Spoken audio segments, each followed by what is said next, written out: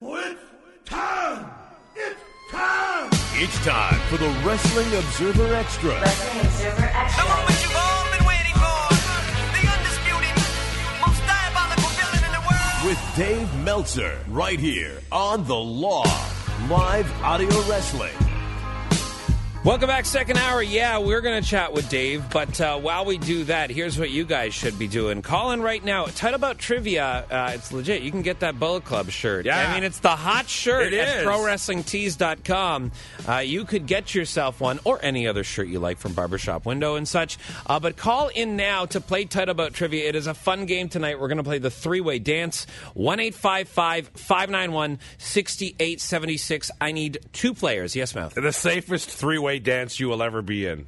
You won't get hit with a chair. Nope. You won't get, hit We don't with know a what's going to cheese happen grater. on that side of the line. Who knows? Someone could sneak up behind the person I and hit him suppose. with a chair. Maybe. I don't So think call so. in right now to play 1-855-591-6876. I do not believe anyone will hit Dave Meltzer with a No. chair. Oh, no. Because the Young Bucks would be all over them. I would. They would go nuts. They would protect him. Dave is very much their inspiration. And Dave, the Young Bucks and the Elite this week got into a little trouble doing a parody of something WWE did. Both Mouth and I thought this was very clever. What was your take on this little video? Yeah, I thought it was kind of funny. I actually thought most people would find it funny, and then I found out the next morning that some people didn't find it funny at all. Yeah. Are you surprised that WWE did react as strongly as they did, Dave? Because I was. Yeah, I mean, the one thing is that when they had the one guy there who said that he didn't pay for tickets, which was a spoof of what WCW or what WWF did with WCW on the exact same video. I mean, the whole video was a spoof. I thought, okay, they're going to be mad about that one line. The rest of it, I thought, they're just going to laugh about it, but they weren't happy about it. And, they sent him a cease and desist thing, which was kind of ridiculous. And then the Young Bucks made a new T-shirt, And made a lot of money off it already. Yeah, so we'll see how this thing plays out. I mean, it's like I don't think they expected that response. I don't think anyone expected either response. I don't think the Young Bucks expected a cease and desist. I sure don't think WWE expected them to come out with a T-shirt within like days and make a lot of money with it, and kind of one up WWE at their own game. That's so funny. So it's an interesting game going on right now, but. Yeah, I mean, WWE made them bigger stars, so good for them. Do you have any idea how much of it was planned in advance, Dave, or really was it a spur-of-the-moment kind of thing? You mean as far as like going there and doing that thing? Yeah. I don't know. I mean, I can tell that they must have planned it the night before because that's when they started telling people we may show up at that mall in Ontario, and it's when they showed up at that mall in Ontario, which was right near the arena, and then they decided to go. So I'm guessing they probably thought of it perhaps over the weekend before, but I never asked like when they came up with it. Right. But they were all in town, so I mean it wasn't exactly. It probably wasn't spur of the moment. Do you actually see any ramifications coming out of this? Because to me, it seems like they're angry now, but down the line, this is something that it will be looked upon as, you know what, guys, that was really clever. You would think so. But you would think that they wouldn't have been angry in the first place. Well, that's also true. Valid point. So it's there. like it's weird. It's just the weirdest thing because it's like of anything to have a sense of humor about that would be it.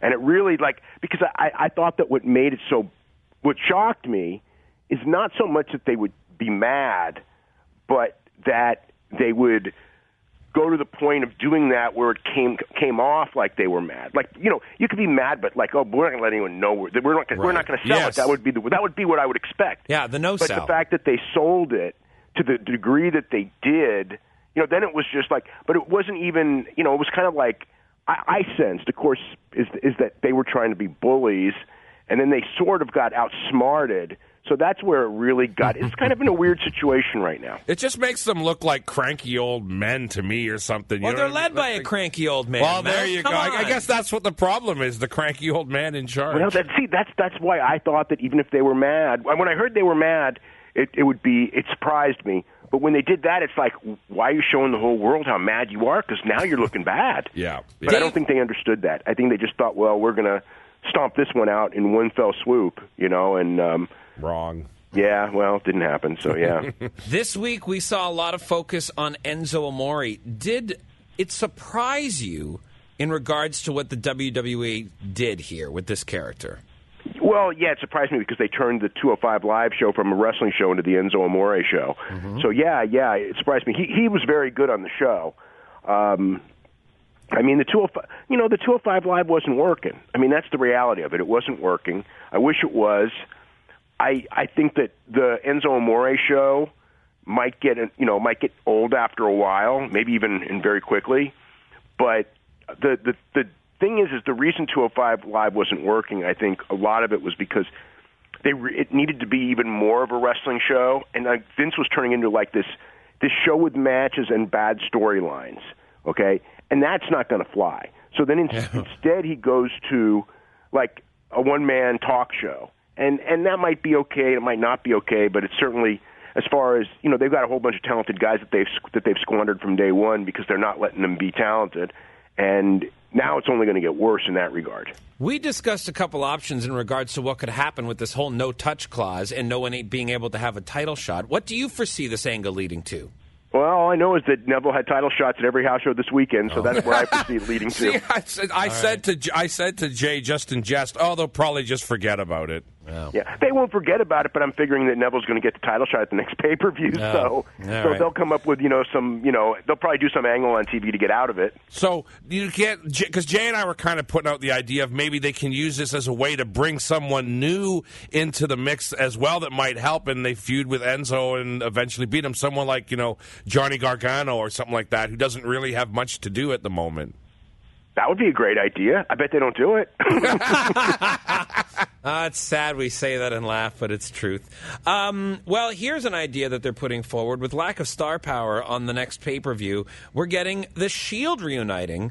And, I mean, this is a big moment for fans because they were so into the Shield and they were such a force when they came up. But against the Miztourage, I was shocked that they're going down this road. Boy, so was I. Are you kidding? It was like, wow. Now, I hear that they may do something else. They may do something like with Strowman and put them in that mix somehow.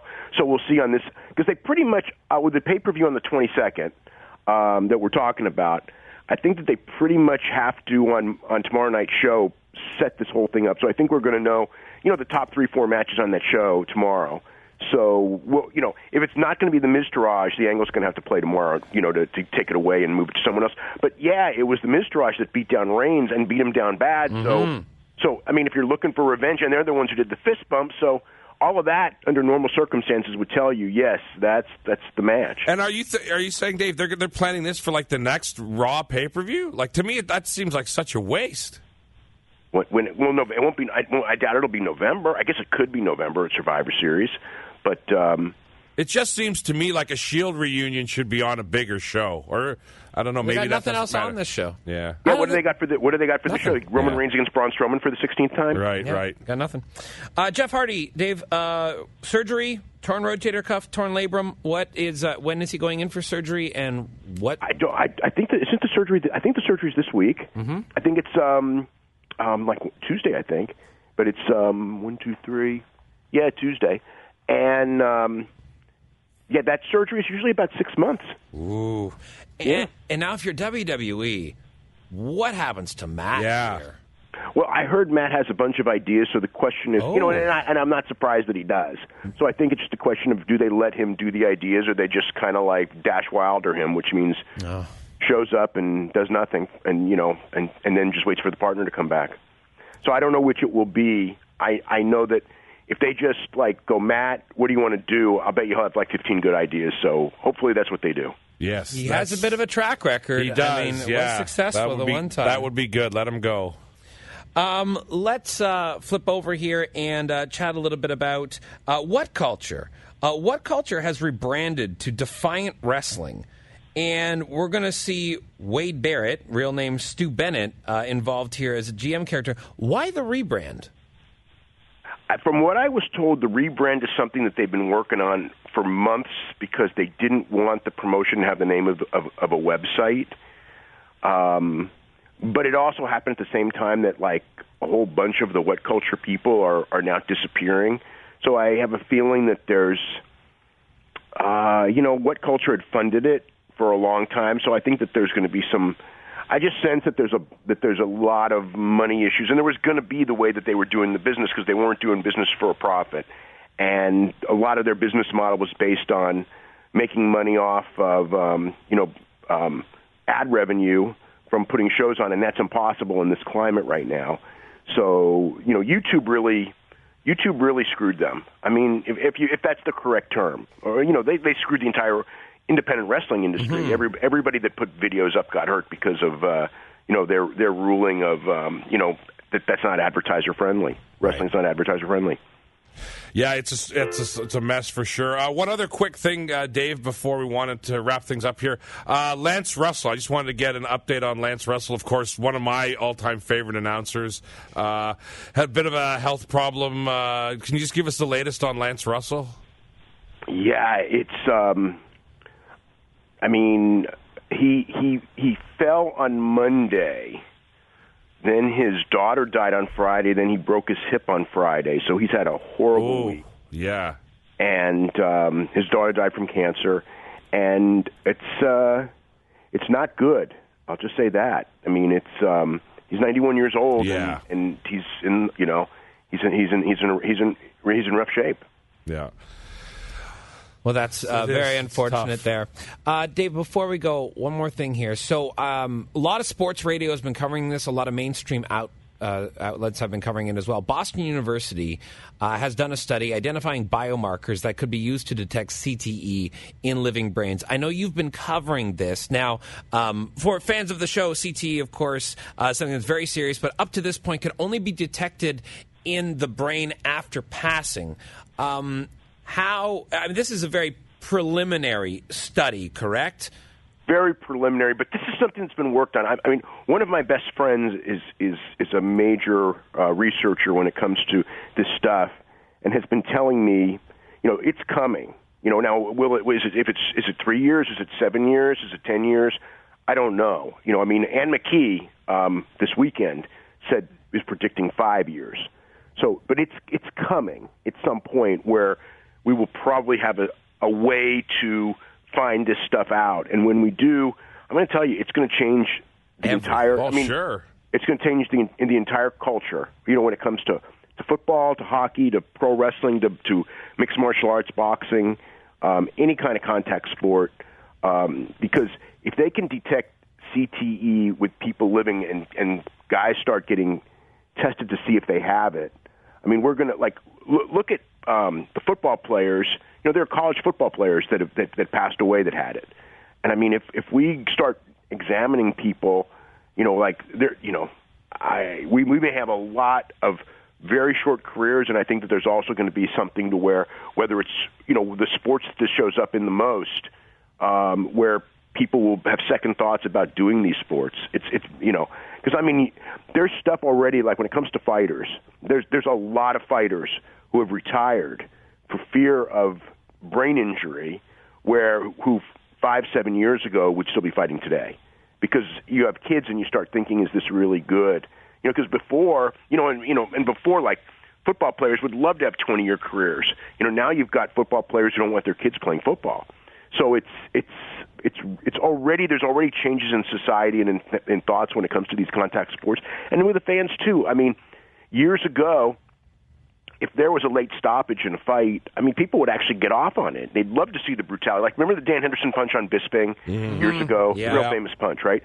When that happened, the place exploded. If that happened now, people would want to lynch Dan Henderson, because for hitting the guy late, even though it was a clean legal shot, or the referee for not stopping it. And that's, that was UFC 100, so that was 2009. So that's 7 years ago. Instead of the place going crazy, the reaction would be so completely different now. And it is almost every weekend when referees slow in making the stoppage. And, I think people have different, when it comes to hits in football and things like that, there's, before people would get really off on it, and now people have like that, I wish it didn't happen quite like that. We're already seeing it, but this could... I really think there's going to be a huge change. It will indeed, and it'll just be a matter of once the detection comes out, then it's going to be a matter of how long till the cure comes out after that, if that is possible. That's the other thing, too. The other thing, too, is the flip side of this is that there will probably also be things that will be worked on also to alleviate these symptoms. Yeah. And so perhaps on the flip side, maybe it will be better in the long run. That's what we can hope for. We don't know. Yeah, well, that's what, of course, we hope for. Dave, that we got to wrap with you tonight, but what's coming up in the Observer this week? Hopefully, a big story on Bobby Heenan. Yes, look forward to that. Business story from the weekend, and also Dan and Jason, because I think I already sent this to John, but send me your email address because I got to get a Hall of Fame ballot out to you guys. Okay, great. Yes, Sounds absolutely, good. For sure. All right, Dave, thanks very much, and we will talk to you at this same time next week after the pay-per-view. Okay, cool. Have a great week. You too. Dave Meltzer, WrestlingObserver.com is where you can find all of his fine work, and we get to vote. Yeah. Get to vote. Yep.